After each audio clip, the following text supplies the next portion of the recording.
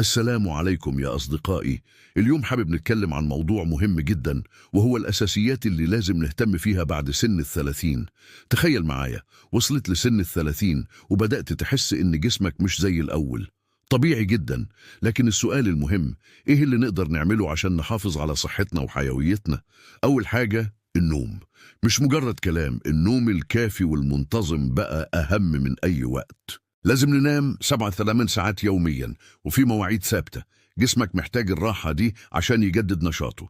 ثاني حاجة الحركة والرياضة. مش لازم تكون بطل كمال أجسام، لكن المشي نص ساعة يوميا، تمارين خفيفة، يوجا، أي نشاط بتحبه. الحركة دي بتحافظ على مرونة جسمك ونشاطك. الأكل نقطة مهمة جدا. دلوقتي الميتابوليزم بيبدأ يبطئ، فلازم نكون حريصين أكتر على نوعية الأكل.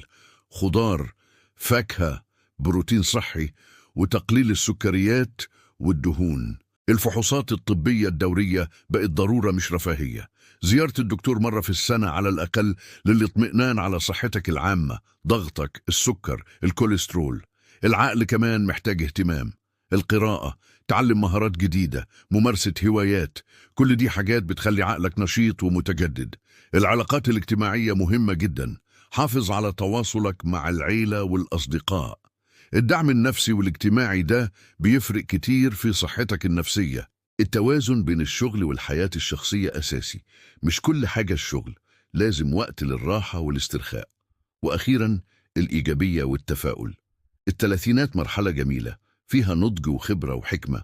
خليك متفائل واستمتع بكل لحظة. شكرا جدا إنكم تابعتوا معايا للآخر. لو استفدتوا من الفيديو، ياريت تعملوا لايك واشتراك في القناة، وتشاركوا تجاربكم في التعليقات. وأشوفكم في الفيديو الجاي بإذن الله.